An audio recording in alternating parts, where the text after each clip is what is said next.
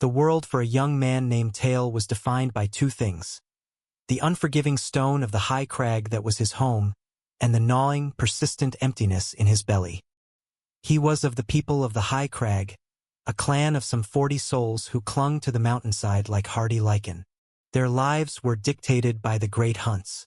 The men of the clan were hunters of deer, of wild boar, and sometimes, when the spirits were kind and their courage was high, the great shaggy bison that roamed the lower plains. A man's worth was measured by the strength of his arm, the accuracy of his spear throw, and the amount of meat he could bring back to the cave. Tail was not yet a man in their eyes.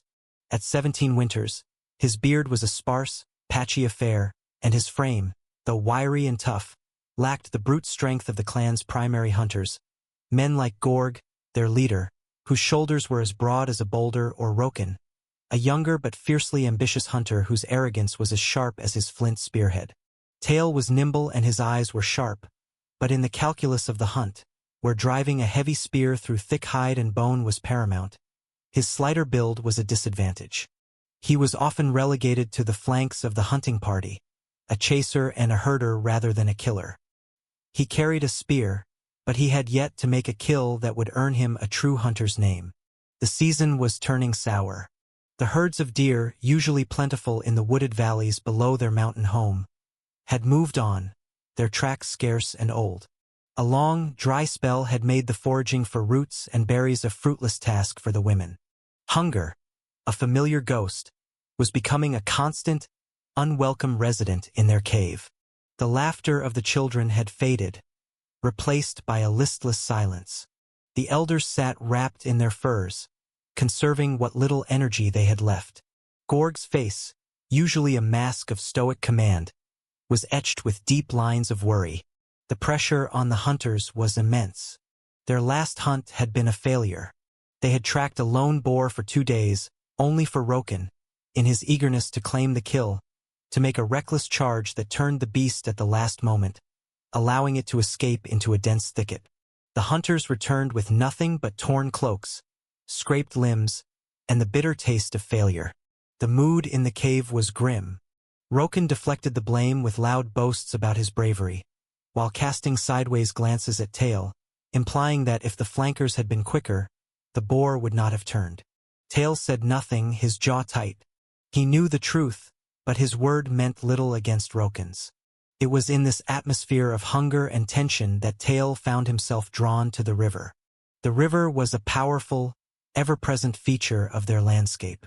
They called it the Swiftfang, for it was born from the melting snows high on the mountain's peak, and it bit its way through the landscape, a torrent of cold, clear water that tumbled over rocks and carved deep pools in the stone.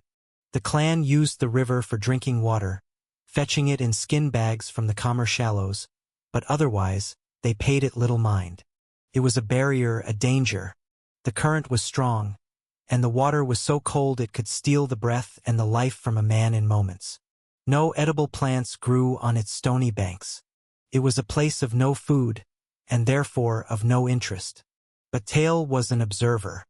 His quietness was not a sign of dullness, but of a mind that was constantly watching, learning, and piecing together the world in a way the others did not. He had seen things near the river. He had seen the great, brown bears, creatures the hunters avoided unless absolutely necessary, stand for hours in the rushing water. He had watched from a safe distance as a bear, with a sudden, lightning-fast swipe of its massive paw, would pull a struggling, silver creature from the water and devour it on the bank. He had seen the long-beaked birds, the ones that stalked the shallows, suddenly plunge their heads beneath the surface and emerge with a similar, smaller silver thing wriggling in their beaks. The river, he realized, was not empty. It was full of life, a different kind of life, not the warm-blooded, fur-covered creatures of the land, but something else, something sleek and fast and silver. This thought took root in his mind and grew into an obsession. While the other hunters sat in the cave, resharpening their spears and grumbling about the lack of game, Tail would slip away and go to the river. He would lie on a high, flat rock overlooking a deep, clear pool, and he would watch. The world beneath the water was a revelation. It was a silent, dancing world of green-tinged light and shadow. And in this world lived the silver creatures. Fish. They hung suspended in the current, their fins a constant, gentle flicker. They moved with a speed that was almost magical, darting away at the slightest shadow from above. They were beautiful, mysterious, and to Tail's hungry eyes, they were potential food. If a bear could catch one, if a bird could catch one, why couldn't a man? His first attempts were laughably futile. He took his hunting spear, a heavy shaft of ash wood with a broad flint head designed for punching through muscle and hide, and tried to mimic the bear. He waded into the freezing shallows, the shock of the cold water making him gasp. He stood, spear poised, waiting for a fish to come near. The moment he moved, the entire school of fish vanished in a collective silver flash. They were gone before his spear had even fully entered the water. The heavy spear was too slow, too clumsy. It created a huge disturbance in the water, announcing his intentions to the entire river. He tried for hours, his legs growing numb, his frustration mounting. He tried lunging, he tried throwing, he tried simply cornering one in a small eddy. The fish were always faster. They were masters of their world, and he was a slow, clumsy intruder. He scrambled back onto the bank, shivering, his teeth chattering. He could almost hear Roken's mocking laughter. Playing in the water, Tail? Are the rocks too hard for you to hunt? He felt a flush of shame and anger. But as he sat there, wringing the water from his loincloth, his observant eyes took in a new detail. He noticed how the water bent the appearance of the stones on the riverbed. A stone that looked like it was right below the surface was actually much deeper. The water played tricks on the eyes. It bent the light. This was the first piece of the puzzle. He wasn't just too slow, he was aiming in the wrong place. The fish wasn't where it appeared to be. The second piece of the puzzle was his weapon. The hunting spear was useless. It was like trying to catch a fly with a club. He needed something different, something lighter, faster, and sharper. He needed a needle, not a hammer. He spent the next day not at the river, but in a small, secluded hollow near the cave that he used for his flint knapping. The clan's best toolmaker was an old man named Horde, but Tail had a natural talent for it. His hands were patient and precise. He took a long, thin, straight branch of willow, much lighter than the ash of his hunting spear. He peeled off the bark, smoothing it down with a piece of sandstone. For the tip, he did not choose a large, broad piece of flint. Instead, he selected a long, thin sliver. He worked on it for hours, chipping away tiny flakes with a piece of antler. He wasn't creating a cutting edge, but a point. A long, viciously sharp point like the thorn of a giant briar. He then carefully split the end of the willow shaft and fitted the flint point, binding it tightly with wet sinew that would shrink and harden as it dried, creating a solid, permanent bond. The result was a new creation. It was longer than his arm, light enough to be held in one hand, and tipped with a point that could pierce with minimal effort. It was a fish spear. He returned to the river the next morning, his new tool in hand. He felt a sense of purpose he had never felt on the great hunts. This was his idea, his tool, his hunt. He did not wade into the water this time. He remembered the bear. The bear did not stand in the middle of the river. It stood on the edge or on a rock and used its height and reach. Tail found his spot, a flat rock that jutted out over the deep pool he had been observing. He lay on his stomach, minimizing his shadow on the water. He held his new spear, its tip just above the surface. And he waited. Patience was a lesson the river taught mercilessly. For what felt like hours, he lay there, his muscles cramping. The fish were wary. They sensed his presence. But slowly, as his stillness became part of the landscape, they began to return to their lazy dance in the current. He focused on a single fish. It was larger than the others, its silvery flanks catching the dappled sunlight that penetrated the water. He watched its movements, its gentle, rhythmic swaying. He remembered the trick of the water. He aimed not at the fish he saw, but at a spot slightly below and in front of it. His heart pounded in his chest. This was the moment. He did not draw his arm back in a great, powerful motion like he would with a hunting spear. He used his wrist and his forearm a short, sharp, stabbing thrust. The spear shot into the water. It was incredibly fast.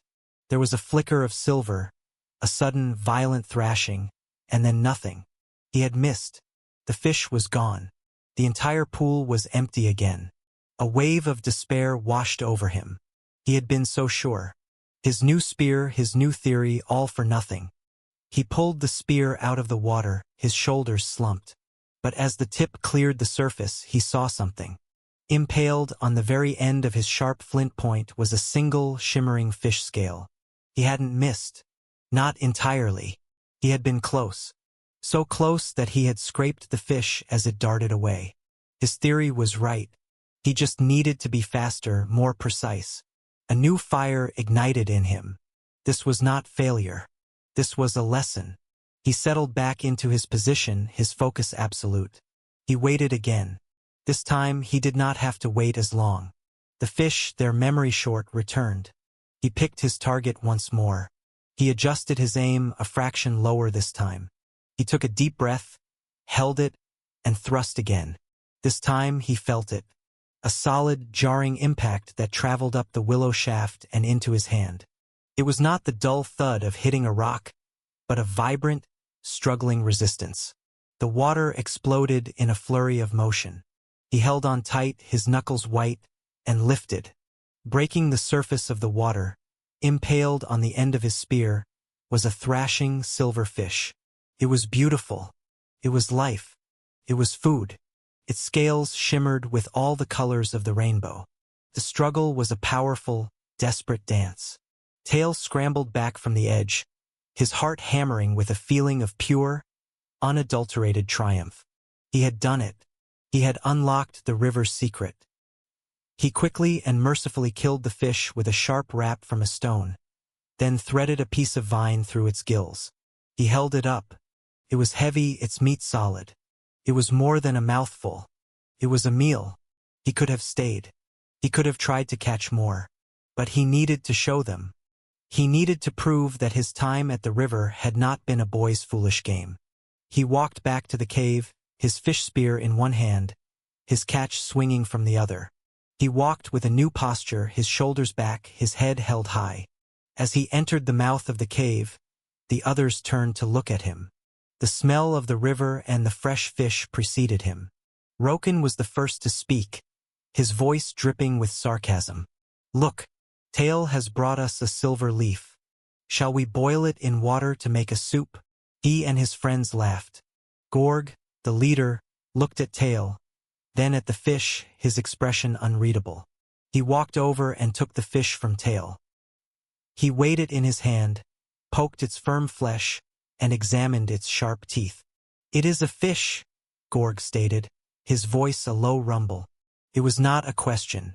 "The river is full of them," Tail said, his voice steady, though his heart was still racing. "The bears eat them." I watched. "The bears have claws. We have spears," Roken scoffed. "You were lucky. A blind squirrel sometimes finds a nut." Tail held up his new spear. "A hunting spear is too heavy. I made this." Gorg examined the fish spear. He tested its sharp point against his callous thumb. He noted its lightness, its balance. He looked from the spear to the fish and then to Tail. For the first time, Gorg looked at Tail not as a boy who was not yet a hunter, but as something else. Something new. "One fish will not feed the clan," Gorg said, his voice flat. But there was no dismissal in it. He handed the fish to one of the women. "Cook it," he commanded. Then he looked back at Tail. "Show me tomorrow." It was not praise. It was not acceptance. But it was a chance. It was a challenge. And as Tail sat down, watching the woman prepare his catch to be cooked on the hot stones of the central fire, he knew that something had changed forever. He had not just brought food to the clan. He had brought an idea. And an idea, he was beginning to realize, could be just as powerful as the strongest spear. The secret of the river was his, and he was ready to share it. The single fish, roasted over the embers of the clan fire, was a revelation. The aroma that filled the cave was entirely new, a clean, savory scent that was a world away from the heavy, gamey smell of boar or deer. Gorg, as leader, took the first portion. He chewed the white, flaky meat slowly, his brow furrowed in concentration. The rest of the clan watched him, their own mouths watering. He swallowed, and then gave a single, decisive nod. The fish was divided into small portions, a taste for each of the elders and the youngest children. For most, it was their first time ever tasting the flesh of a creature from the water. Its tenderness was a relief to the old ones with their worn teeth, and the children devoured their tiny shares with a hunger that was painful to watch. The meal was more symbolic than sustaining, but it planted a seed of possibility in the clan's collective mind. Tail's game at the river had produced more food than the last great hunt. Roken and his cronies watched, their faces sullen. "It is a fluke," Roken muttered to his friends, just loud enough for Tail to hear. The boy stumbled upon a sleeping fish. He will not be able to do it again. Gorg's command, "Show me tomorrow," echoed in Tail's mind. It was both a promise and a threat. The pressure was on. One fish could be luck. 2 or 3 or more, that would be skill. That would be knowledge. The next morning, Tail did not go to the river alone. As he picked up his slender fish spear, he found Gorg waiting for him at the mouth of the cave. The massive, silent leader simply nodded and fell into step behind him. The message was clear: he was coming to watch, to judge. Tail's heart pounded. It was one thing to practice alone, unobserved. It was another entirely to perform under the critical eye of the clan leader. They walked to the river in silence. Tail led Gorg not to the first pool he had tried, but further downstream, to a place where the river widened and deepened, cascading over a series of flat, shelf-like rocks. It was a spot he had noted, a place where the larger fish seemed to congregate in the deeper water. He chose his position carefully, on a low, flat rock that gave him a clear view into the depths. He motioned for Gorg to stay back from the edge, to keep his shadow off the water. Gorg, to his credit, complied without question. He sat on a boulder, his massive hunting spear resting across his knees, a silent, brooding mountain of a man, and he watched. Tail's hands were slick with nervous sweat. He forced himself to calm down, to breathe slowly. He lay on the rock, just as he had before, the light spear feeling both familiar and foreign in his grasp. He became still, letting his presence merge with the rock, with the sound of the rushing water. He peered into the depths, forcing his eyes to adjust, to account for the water's lie. He saw them, a school of large, dark shapes hovering near the bottom. They were much bigger than the one he had caught yesterday. He knew his first strike had to be perfect. He was not just fishing for food now, he was fishing for respect. He focused, picked his target, aimed low, and with a prayer to the spirits of the river, he thrust. The impact was immediate and powerful. The willow shaft bucked in his hand with a force that nearly tore it from his grasp. This was no small fish. This was a fighter. The water erupted as the creature, a magnificent, trout-like fish nearly as long as his forearm, thrashed wildly. Tail held on, his muscles straining, using the flex of the willow shaft to absorb the fish's frantic lunges. He carefully, skillfully, worked it towards the shallows, and with a final heave, dragged it onto the rocks. It lay there, gasping, its dark green back spotted with black, its sides a canvas of iridescent pink and silver. It was a prize. Tail dispatched it quickly and looked up at Gorg. The leader's face showed nothing, but his eyes held a new light. He stood up, walked to the edge, and looked down at the magnificent fish. He then looked back at Tail. He didn't speak, but he gave another slow, deliberate nod. This time it felt like approval. Tail, emboldened, went back to his post. In the next hour, he landed 2 more fish, both of them a respectable size. His focus was absolute. He was in his element, a hunter in a new domain. He was no longer just Tail the boy, but something more. He was the one who could pull food from the empty water. When they returned to the cave with 3 large fish, A profound silence fell over the clan. Roken's jaw was tight with fury. This was no longer luck. This was a skill he did not possess. The three fish, cooked and shared, provided a real meal for many of the clan members. It was a turning point. That evening, as the clan gathered around the fire, Gorg made an announcement. "Tail is a hunter of the river," he declared, his deep voice leaving no room for argument. "His spear brings food to the clan. His knowledge is our knowledge." He then looked at three other younger hunters, boys of Tail's age who were not yet part of the primary hunting parties. "You will go with him tomorrow. You will watch. You will learn." Tail was stunned. He was not just being recognized, he was being made a teacher. The three young men named Kenner, Fail, and Dav looked at him with a mixture of awe and excitement. Roken shot him a look of pure poison. He had been supplanted, not by a stronger hunter, but by a cleverer one, and his pride could not bear it. The next day, Tail led his three apprentices to the river. He quickly discovered that being a good fisherman and being a good teacher were two very different things. His students were clumsy and impatient. They slapped the water with their spears. Their shadows fell across the pools, and their frustration mounted with every missed strike. "It is impossible," Kenner complained, after slipping on a mossy rock and plunging his arm into the icy water. "The fish are spirits. They disappear." Tail remembered his own initial failures. "You are too eager," he explained patiently. "You must be still. Let the river forget you are here. And you are aiming at the shadow. You must aim at the true fish, which is beneath the shadow." He spent the day demonstrating, guiding their hands, showing them how to read the water and how to strike with speed rather than force.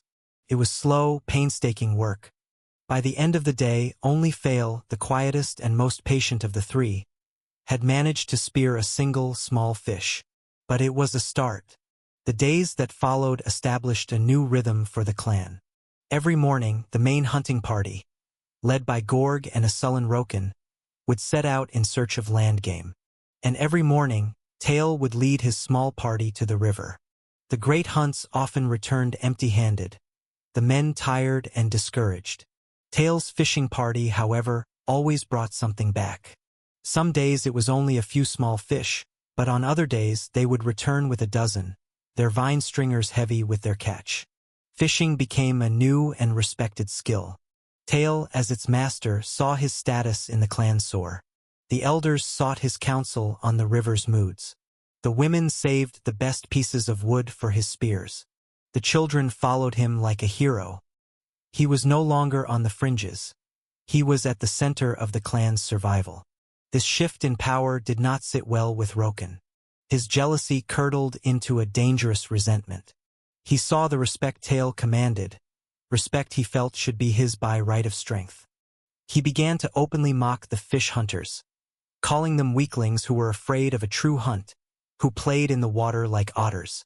One afternoon, Roken and his followers returned empty-handed and furious from yet another fruitless boar hunt. They arrived just as Tail and his party were returning, their stringers heavy with fish. The contrast was stark and humiliating. "Look at them," Roken sneered, loud enough for all to hear. "They return with their silver minnows, while real hunters track beasts of courage. These minnows will feed the clan tonight," Tail replied calmly, his newfound confidence refusing to let the jibe pass. "Will your courage fill our bellies, Roken?" Enraged by the public challenge, Roken strode over to Tail and shoved him hard. "A lucky boy with a stick is still just a boy. Your magic is nothing but a trick." Before Tail could react, Gorg's voice cut through the tension like thunder. "Enough!" The leader stepped between them, his presence immense. He looked at Roken with cold fury. "Tail's trick has kept us from starving. Your pride has brought us nothing but empty hands. You will show respect. Tail is a hunter of the river. His word is my word." Roken backed down, his face a mask of hate. He had been publicly shamed by the leader. The confrontation solidified Tail's position, but he knew it had also earned him a bitter enemy. The true test of his new knowledge, however, was yet to come. As the season wore on, a change came to the mountains. The skies turned a heavy, bruised gray, and a sudden, unseasonable cold snap descended. A blizzard, a monster of wind and snow, swept down from the high crag's peak, trapping the clan in their cave. For 3 days, the storm raged, burying the landscape in a deep blanket of white. Leaving the cave was impossible. The great hunts were out of the question. The clan was trapped, with only a small store of dried fish to sustain them. Fear, cold and sharp, began to creep back into their hearts. This was how clans perished trapped by the weather, with no access to food. On the 4th day, the storm broke, but the world outside was a transformed, hostile place. The snow was waist-deep, making travel a slow, exhausting struggle. The trails of any land animals were completely erased. Gorg gathered the hunters. Their faces were grim. "We have no choice," he said. "We must try to break a trail. We must find something." As they prepared to leave, Tail stepped forward. "The hunt on the plains will fail," he said, his voice clear and steady. "The snow is too deep. The animals are sheltered, but the river still flows." All eyes turned to him. "The river?" Gorg asked, his brow furrowed. "The banks will be deep with snow. The cold will be deadly." "The river is our only chance," Tail insisted. "The fish are still there. They do not care about the snow. We can reach the river. I know the way." There was a moment of silence as the clan considered his words. It was a desperate gamble. To brave the deep snow and the brutal cold for the mere chance of catching fish seemed like madness to some. But Roken's sneering face was, for once, uncertain. He had no better plan to offer. Gorg looked at the hungry faces of his people, and then at Tail's determined expression. He made his decision. "Go," he said. "Take your hunters. Bring us food." Tail, Kenner, Fail, and Dav wrapped themselves in their thickest furs. They took their slender spears and set out into the white, silent world. The journey to the river, usually a short walk, was a brutal ordeal. The snow was heavy and wet, and every step was a struggle. The cold was a physical thing, clawing at them, seeping through their clothing. When they finally reached the river, they were exhausted. The landscape was almost unrecognizable. Great drifts of snow were piled against the banks. The water itself, black against the white snow, steamed in the frigid air. Ice had formed along the edges, creating delicate crystalline shelves. But Tail was right. The river was alive. They set to work, their movements sluggish in the deep cold. They had to clear platforms on the snowy banks to get a clear strike into the water. Their hands grew numb, their faces burned from the wind. For the first hour, they caught nothing. Their spirits began to sink. "They are gone," Kenner stammered, his teeth chattering uncontrollably. "The cold has driven them away." "No," Tail said, his own voice tight with effort. "They are just deeper. The cold makes them slow. We must be patient." He found a deep channel where the current ran swift and was less likely to freeze. He lay on the snow-covered bank, his body protesting the cold, and focused with an intensity born of desperation. He saw a flicker of movement in the dark depths. He struck. The jarring impact on his spear was a jolt of life. He pulled a large, lethargic fish from the water. Its struggles were slow in the icy air. Seeing his success, the others renewed their efforts with a desperate energy. And then they began to catch them. One by one, they pulled fish from the black water. The fish were slow, and their desperate hunger made the hunters patient and precise. They worked until the light began to fail, until they were so cold they could barely feel their own limbs. When they returned to the cave, they were figures of ice and snow, their beards frozen solid. But in their hands they carried stringer after stringer of fish. They had brought back more than 30, a bounty that seemed impossible. A great cry of joy and relief went up from the clan. They were mobbed, helped into the warmth of the cave, their frozen cloaks peeled from their backs. The fire was built high, and the smell of roasting fish once again filled their home, a scent of victory against the storm. That night, The feast was one of pure celebration. Gorg himself served Tail the choicest piece of fish. He stood before the entire clan and raised his hand. "Today we would have starved," he announced, his voice booming. "The great hunt would have failed. Our strength and our spears would have been useless against the storm. But the knowledge of one man, and the courage of his hunters, has saved us. The hunter of the river has given us life." He turned to Tail, and for the first time he smiled. "You have shown us a new way. You have made the clan strong." Tail looked around the fire at the faces of his people, full and warm and safe. He saw the genuine respect in their eyes, even in Roken's, who sat silently, his gaze fixed on the fire, defeated. He looked at his own hands, calloused and scarred from the river and the spear. He had not set out to be a hero, only to quell the hunger in his own belly. But in learning the river's secret, he had rewritten his people's story of survival. The people of the High Crag were no longer just hunters of the land. They were now hunters of the river, too. And Tail, the quiet boy who watched, had found his true place, not through the strength of his arm, but through the sharpness of his mind and the unwavering patience of his spirit.